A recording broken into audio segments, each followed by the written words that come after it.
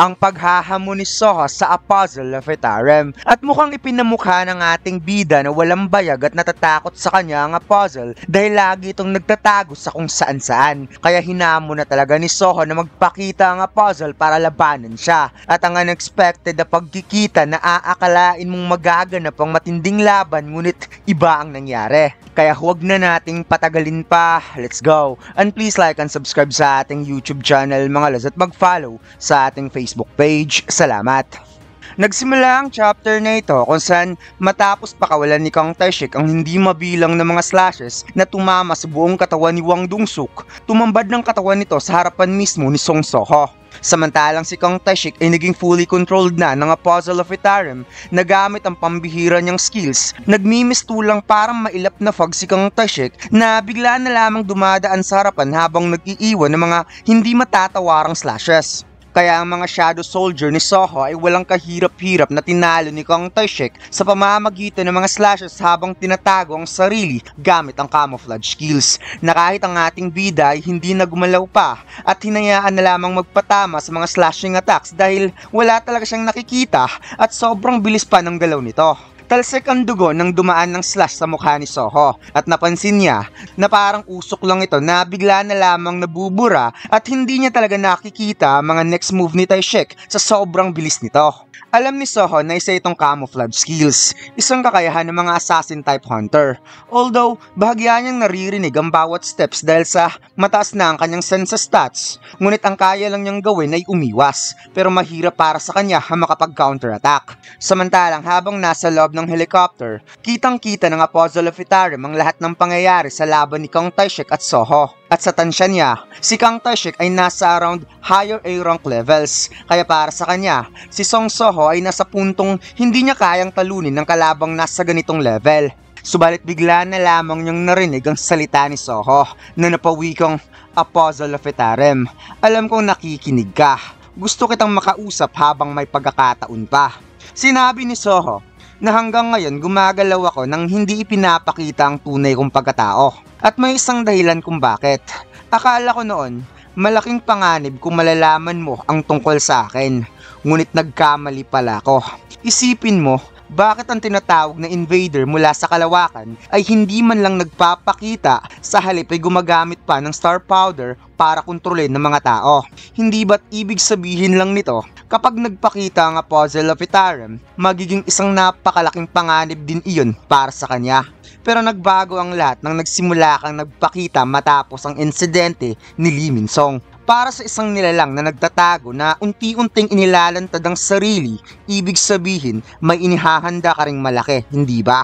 Kaya dito'y seryosong tinanong ni Soho, isa ka rin bang nilalang na lumalakas kagaya ko? Bagay na nagpadilat sa dilaw na mata ng Apostle of Etarem kung saan itinuon ng ating bida ang kanyang kamay sa mga shadow soldier na tinalo ni Kang Tae-shik upang higupin at ipunin papunta sa kanyang braso at sinabing hindi ko na itatago ang sarili ko kaya mas mabuting magpakita ka na rin. Gulat na gulat si Kang Tae-shik nang dumaan galing sa likod niya ang napakaraming shadow papunta kay Soho. Ngunit nang dilat ang mga mata niya sa kanyang nakita dahil biglang lumitaw ang ating bida na ngayon ay nanlilisik ang mga mata habang hawak-hawak ang isang shadow item na sibat at sa isang iglap lang bumaon sa katawan ni Kang Tae-shik ang hindi lang isa kundi napakaraming matutulis na shadow weapon na makikitang hindi na siya nakagalaw pa sa sobrang bilis ng pangyayari, habang si Soho ay parang tumagos lang sa likod niya at muling sinabi ng ating bida, magpakita ka sa akin, Apostle of Etarem. Habang nakaupo, dahan-dahang tumutulo ang dugo mula sa kanyang mata pababa sa mukha ng Apostle, kaya bigla nga itong napansin ni Lim Tae-gyo at napatanong kung ano ang nangyari kay Park Do-jin. Ngunit sinabi nitong wala lang to, okay lang siya. Ngunit in deeper side, sobra siyang nasisihan sa paghahamon sa kanya ni Song Soho. Pagkatapos, ipinakita ang napakagandang sinag ng araw. Samantalang hindi na nag-atubili si Soho na magsagawa ng shadow extraction sa dalawa upang gawing shadow soldier sina Dong-suk at Tae-shik. Wika ni Soho, nasabi sa kanya ng dalawang to, sila ang mga pasimuno ng kaguluhang ito. Alam niyo ba kung ilang tao ang namatay dahil sa inyo ha? Kung kaya't itinuon ni Soho ang kanyang kamay sa dalawa at sinabing tanggapin nyo ang parusang ito dahil mula ngayon lalaban kayo para sa akin, sabay sambit ng salitang shadow creation. Umapaw ang napakatinding mana ng ating bida habang sina Dungsok at Taishek ay parang inabsorb ni Soho papunta sa harapan niya na makikitang napasigaw ang dalawa nang naramdamang unti-unting nagbabago ang hugis ng katawan nila. Ipinikit ng ating bida ang kanyang mga mata upang iguhit sa isipan ang desire na weapon na gusto niya. Ngunit biglang napatanong si Soho kung ano ang nangyayari dito dahil ang shadow mismo ang gumuguhit sa sarili para makalikha ng isang shadow item. Lumitaw sa harapan ni Soho ang umaapaw na singsing at isang armor na shadow item at napansin niyang isang rare grade ang armor na may plus 30 defense at plus 4 health. Ngunit ang singsing ay parang na-confuse siya dahil isa itong heroic grade at first time siyang nakakuha ng ganitong klaseng grade. Ang pangalan ng ring item ay Keller Ring at ito ay naka-unsealed at ang pinaka-wanting sa ring na ito mga lads ay naglalaman nito ng skill effect at ito nga ay ang camouflage. Nagbigay ng notice ang system kay Soho na na-unlock ng ating bida ang creation grade na heroic para sa mga shadow item kaya kailangan niya itong bigyan ng pangalan upang maging special ang item na ito. Kaya nang dilat ang mga mata ng ating bida nang naalala na mayroon palang ganoong klaseng effect ang shadow item contract na bibigyan ng pangalan ng isang item kapag ito ay nasa level heroic grade. Nakita ni Soho ang pangalan ng singsing na Killer Ring kung kaya't pinili niyang pangalanan ng item na ito bilang Kira. Sinabi ng system kay Soho na may bagong feature sa system na na-unlock si Soho, ang kakayahang maglagay ng pangalan sa shadow item. Ipinaliwanag ng system na kapag ang isang shadow item ay nabigyan ng pangalan, maaari itong mag-level up. Ito ay magiging parang nakatali sa unang nagsuot nito at hindi ito pwedeng maaaring gamitin sa ibang manlalaro, maliban sa shadow creator. Ang item na may pangalan ay magkakaroon ng sariling level at ang experience nito ay ibabahagi sa nagsusuot habang tumataas ang level nito. At ang mga stats ng shadow item nung isa pa itong shadow soldier ay doon maidadagdag sa player since siya ang nagsuot ng item. At dito ipinakita sa status window na si Kira ay nasa level 1. Ang kanyang creation grade ay heroic, skill effect, camouflage, mana cost 200 at 10 mana naman ang magagastos bawat segundo ng camouflage upang manatili ang effect. Sobrang nasisiyahan ng ating bida dahil nagkaroon na ng level ang item niya at ang mga stats nito bilang shadow soldier ay maipapasa pa sa kanya. So ibig sabihin, kung makakuha siya ng mga item na mas mataas pa sa heroic grade, mas bibilis pa ang kanyang pagpapalakas at gamit ang ability na ito, mas maaabot niya ang kanyang ama ng mas maaga kaysa sa inaasahan. Pagkatapos, ipinakita ang isang kamay na may mga matutulis na koko na parang isang beast at ang sunod na pangyayari ay parang dinaanan ng mga rip slash ang isang shadow soldier at sunod-sunod na nitong binura ang mga shadow soldier na parang usok na nabubuwag ng isa-isa itong dinaanan ng mga matitinding claw marks. Kaya nang dilat ang mga mata ng ating bida nang naramdaman ang mabilis na sunod-sunod na pagkawasak ng kanyang mga shadow soldier. Napatanong si Bero kung ano ang naramdaman ng young monarch, kaya sinabi nitong parang may nilalang na tumatalo sa lahat ng mga shadow soldier niya at ngayon ito ay papunta na sa kanya.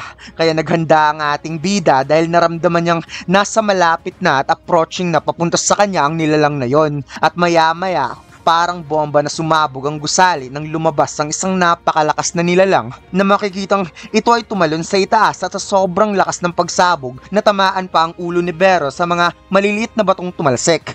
Nag-touchdown ng napaka-unusual na paa at dito ipinakita ang isang hybrid white beast na ngayon ay hawak-hawak ang ulo ng isang shadow soldier at hindi lang pala pagsabog ang sinapit ng gusali dahil talagang nagkaroon ng napakalaking butas na mas lalong nagpalakas sa sinag ng araw.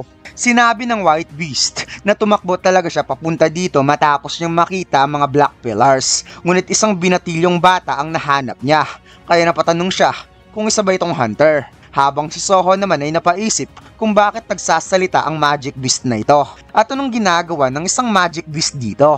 Napansin ng white beast na parang na-confuse ang binatilyong nasa harapan niya kaya sinabi niyang maaaring nagkakamali ka sa inaakala pero hindi ako magic beast.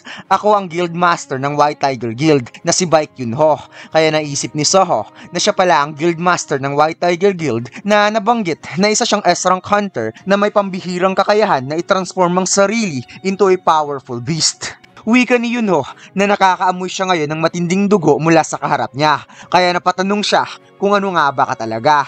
Kaya sinabi ni Soho na siya ay isang hunter, nagliligtas ng mga tao. Tinanong ni Yunho kung ano ang pangalan, kaya ipinakilala ng ating bida ang sarili na siya si Song Soho. Alam niyang hinahanap siya ngayon ng Hunter Association, ngunit siya ay inosente.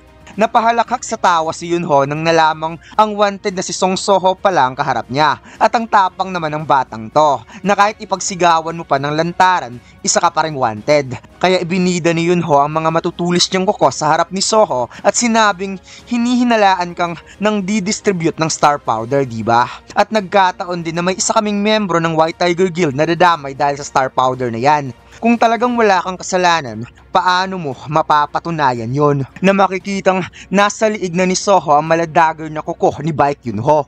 Dahan-dahang hinawakan ni Soho ang daliri ni Yunho at sinabing, pwede ba nating ipagpaliban muna natin to?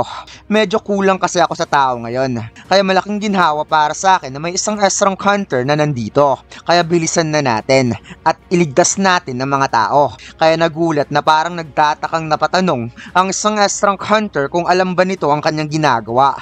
Ngunit sinabi ng ating bida na isa pa rin siyang hunter. Ang kaligtasan ng mga taong dapat nauuna, na makikitang walang halong pagmamayabang o kahit anong threat ang ipinaramdam ni Soho sa isang S-rank hunter, kundi ang kagustuhan niyang mailigtas sa mga inosenteng tao. Nandilat ang mga mata ni Yunho nang may bigla siyang naalala na sinabi sa kanya ng kanyang captain na kung mag-aatubili sila kahit isang segundo man lang, baka may mga taong pwede pa sanang mabubuhay instead na mawalan ng buhay. Kaya imbis na pag-isipan kung anong desisyon ang gagawin, ang uunahin nilang gawin ay ang kinakailangang desisyon. At saka natin pag-isipan kung paano ito gagawin ng tama. Dahil hindi ba't yun ang trabaho natin bilang rescue squad? Biglang napangiti si Yunho at napateka muna. Dahil kaya pala parang narinig niya na ang pangalang Song Soho kung saan bigla niyang hinawakan ng ating bida gamit ang dalawang kamay at itinaas na parang batang sanggol na sobrang ikinagulat ng ating bida na makikitang si Yunho ay nakangiti sa sorpresang nadarama dahil ang Song Soho,